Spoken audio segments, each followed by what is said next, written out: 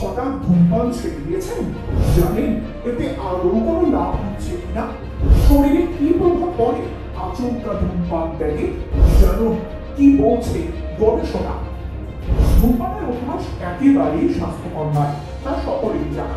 কিন্তু ধূমপান শুরু করা যতটা সহজ তা বললেই ছেড়ে দেওয়া অতটা সহজ নয়। হ্যাঁ, এও সত্যি যে ধূমপান ছাড়তে চাইছেন কিন্তু পারছেন না এমন মানুষের সংখ্যা কম নয়।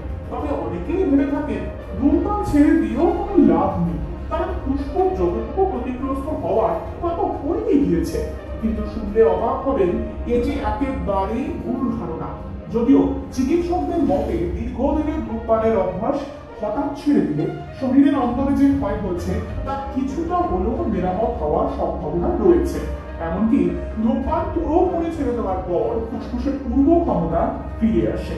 টানা অনেক বছর ধরে যারা প্রতিদিন ধূমপান করছেন, এই অভ্যাস ছাড়ার পর তাদের ফুসফুসের ক্ষেত্রেও এই সুফল প্রযোজ্য।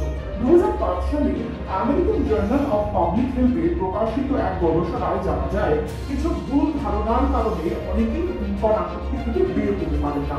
নিকোটিন অবশ্যই স্পর্শকাতর, তবে তামাকে আরো অনেক ক্ষতিকারক পদার্থ আছে। নিকোটিনের বাইরেও সিগারেটে বিভিন্ন যৌগ আছে যেগুলো ক্ষতিকারক। বিজ্ঞানের মতে ধূমপান মানসিক চাপ কমায় না, বরং বাড়ায়। কারণ ধূমপানের সময় দেহ নিকোটিন প্রত্যাহার করে।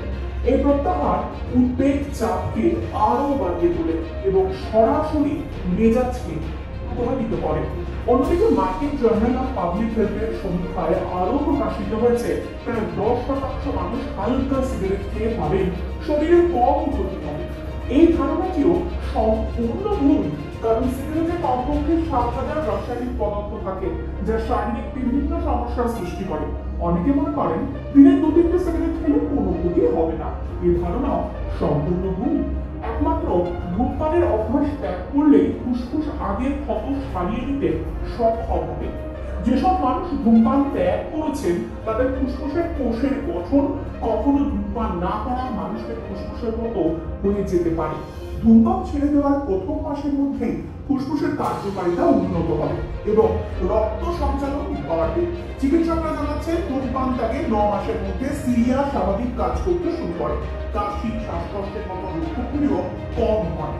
পাশাপাশি ধূমপান মুক্ত হওয়ার কয়েক মাসের মধ্যে মূত্রাশয়, কিডনি, ফুসফুস, মুখ এবং গলার ক্যান্সারের ঝুঁকি উল্লেখযোগ্যভাবে কমতে শুরু করে। নিকোটিন রিপ্লেসমেন্ট থেরাপি ধূমপানের অভ্যাস ত্যাগ করতে সাহায্য করে। উল্লেখ্য, ধূমপান যিনি করেন তার স্বাস্থ্যের যেমন ঝুঁকি থেকে যায়, তেমনি পরোক্ষ ধূমপানের ফলে আশপাশে থাকা মানুষেরও স্বাস্থ্যহানি ঘটে, যা একেবারেই কাম্য নয়। তাই ধূমপান ত্যাগ করে নিজেকে এবং চারপাশের মানুষজনকে সুস্থ রাখুন। হ্যাঁ, এও ঠিক যে কোনো অভ্যাস থেকে বেরোতে খানিক সময় লাগে, তবে নিজের চেষ্টায় ধূমপানের আসক্তি ত্যাগ করতে না পারলে অতি অবশ্যই চিকিৎসকের পরামর্শ নেওয়া জরুরি।